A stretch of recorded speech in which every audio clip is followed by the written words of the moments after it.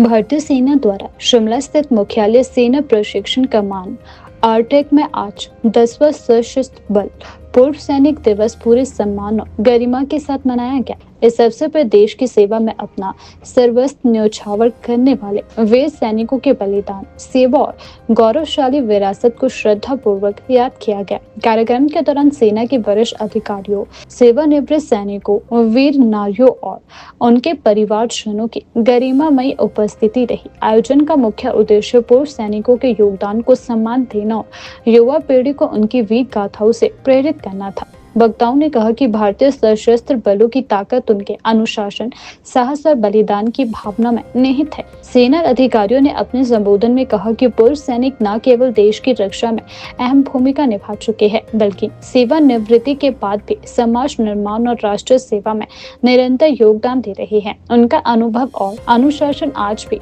युवा पीढ़ी के लिए प्रेरणा का स्रोत है। कार्यक्रम के अंत में सेना अधिकारियों ने कहा कि भारतीय सेना हमेशा अपने पूर्व सैनिकों और उनके परिवारों के साथ खड़ी है। सशस्त्र बल पूर्व सैनिक दिवस न केवल सम्मान का प्रतीक है, बल्कि यह सेवा, बलिदान और एकजुटता की उस परंपरा को भी मजबूत करता है जिस पर भारतीय सेना को गर्व है।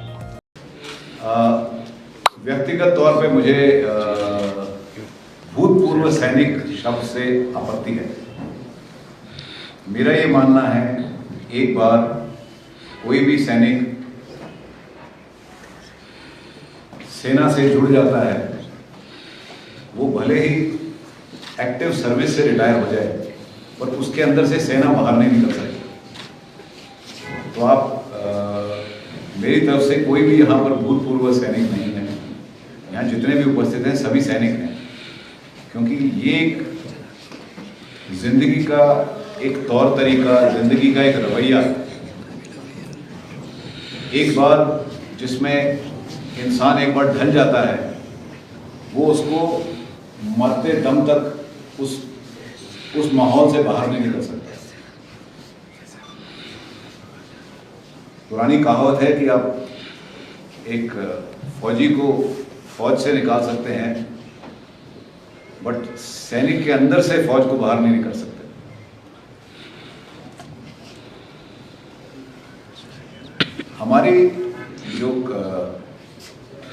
हमारी जो शैली है सेना में, वो बाकी किसी और व्यवसाय के बराबर नहीं है।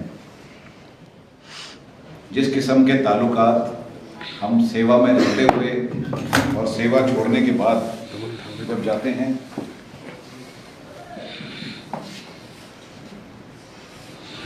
ये जिस किस्म का रिश्ता हमारा अटूट रिश्ता जो अपने पुरानी पीढ़ी के साथ रहता है, उसकी बराबरी और किसी भी और व्यवसाय में आपको नहीं मिलेगी देखने को। आज की तारीख में आज मैं सेवा में हूँ, लेकिन मेरे को पूरा विश्वास है जब मैं भी सेवा से निवृत्त हो जाऊँगा, मैं किसी भी यूनिट में जाऊँगा कभी और मैं बोलूँगा भाई मैं फलाने यूनिट से था, ये मेरी नौकरी थी, तो दरवाजे अपने आप खुल जाते हैं। कोई ये सवाल नहीं पूछता है कहाँ थे, क्यों थे, बताइए ये वो, या हम आपकी मदद नहीं कर सकते, आप अगली यूनिट में जाइए। ऐसा आपको कभी सुनने को नहीं मिलेगा।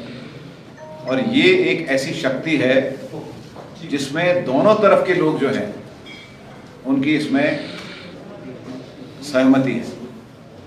चाहे आप उस तरफ खड़े हैं अभी या मैं इस तरफ खड़ा हूँ आज भी वर्दी पहन के, अगर हम लोग इस चीज़ में साथ में मिलके नहीं चलेंगे, इसका आपको खास तौर पे मकसद समझना चाहिए। सेना का काम है देश की रक्षा करना, और उस रक्षा में चाहे वो अंदरूनी खतरों के लिए है, चाहे बाहरी खतरों के लिए है, उसमें हर सैनिक ने एक प्रण लिया है कि चाहे मैं उसके लिए उसको उसकी जान भी न्यौछावर करनी पड़े, वो काम करने के सक्षम है, इच्छुक है, काबिल है। अगर ये प्रवृत्ति हमने आगे आने वाली जनरेशन के लिए लेके जानी है, तो उसके लिए बहुत ज़रूरी है कि पिछली generation See, firstly, two things you've asked me. First is about the event, that is the Veterans Day. Formally, this is the 10th Veterans Day that we are celebrating.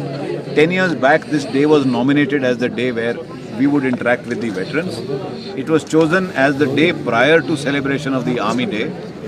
The symbolism of that is, before we think of the army, we need to first think of our veterans.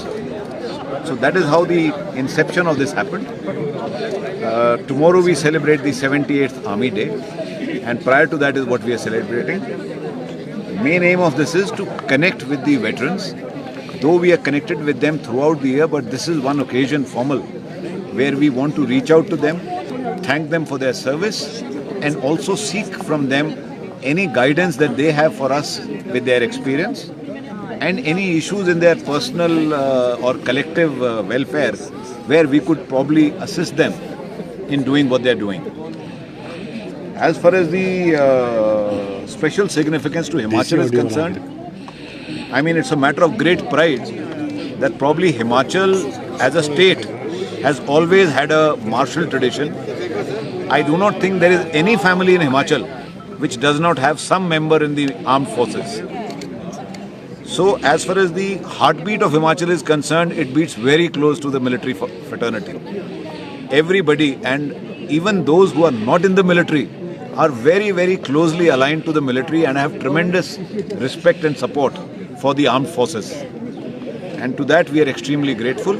If you go back in history, I think the number of lives that have been sacrificed by people from Himachal to maintain the security and integrity of this nation is commendable, and we salute all of them.